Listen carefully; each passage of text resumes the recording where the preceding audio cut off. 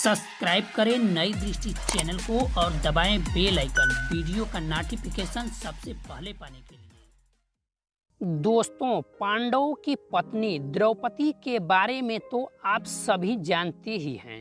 द्रौपदी का जन्म उस हवन कुंड से हुआ था जब राजा ध्रुपद अपने दुश्मन कौरवों और पांडवों के गुरु द्रोणाचार्य के वध के लिए पुत्र प्राप्ति का यज्ञ कर रहे थे। द्रुपद के उसी यज्ञ के हवन कुंड की अग्नि से एक पुत्र धृष्टद्युम्न के साथ द्रौपदी भी उत्पन्न हुई थी। लेकिन क्या आप जानते हैं कि पांचों पांडव के साथ विवाह के पश्चात द्रौपदी ने सुहाग रात कैसे मनाई थी?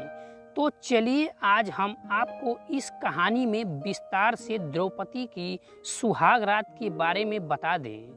दोस्तों, आप लोग यह भी जानते ही होंगे कि राजा ध्रुपद ने अपनी पुत्री द्रौपदी के विवाह के लिए स्वयंवर का आयोजन किया था, जिसमें ब्राह्मण वेश में आए अर्जुन ने स्वयंवर जीतकर द्रौपदी से विवाह किया था।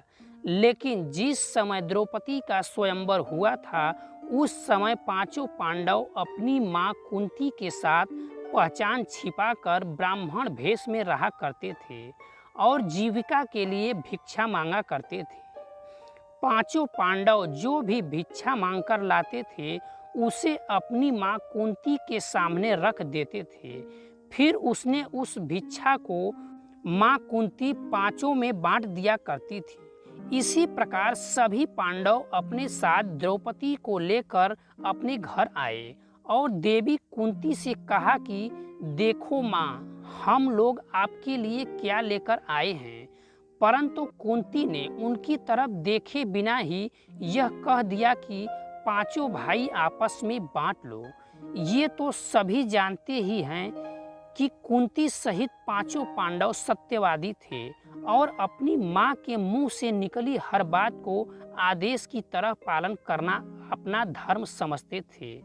इस कारण अपनी माँ के मुख से निकले शब्दों को लेकर पांचों भाई चिंतित हो गए।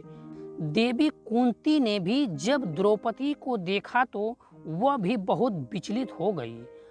तभी कुंती ने अपने ज्येष्ठ पुत्र युधिष्ठिर से कहा कि अब तुम ही कोई ऐसा रास्ता निकालो जिससे द्रौपदी का भी कोई अनर्थ ना हो और मेरे मुंह से निकली बात भी झूठी ना हो। लेकिन धर्मराज युधिष्ठिर भी कोई रास्ता न निकाल सके। इधर जब इस घटना का पता राजा ध्रुपद को लगा तो वो भी परेशान हो गए और उन्होंने अपनी सभा में बैठे भगवान श्री कृष्ण और महर्षि वेद व्यास से कहा कि धर्म के विपरीत किसी स्त्री का 5 पति कैसे हो सकता है।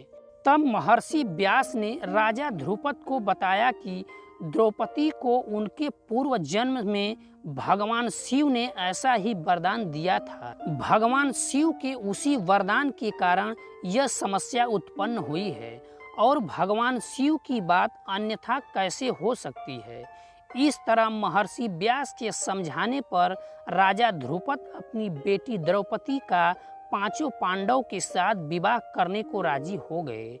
इसके बाद सबसे पहले द्रौपदी का विवाह पांचों पांडव में ज्येष्ठ युधिष्ठिर के साथ किया गया और उसी रात द्रौपदी ने युधिष्ठिर के साथ ही कक्ष में अपना पति धर्म निभाया।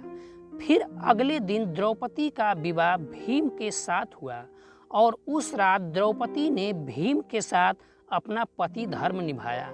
इसी प्रकार अर्जुन, नकुल और सहदेव के साथ द्रौपदी का विवाह हुआ और इन तीनों के साथ भी द्रौपदी ने अपना पति धर्म निभाया।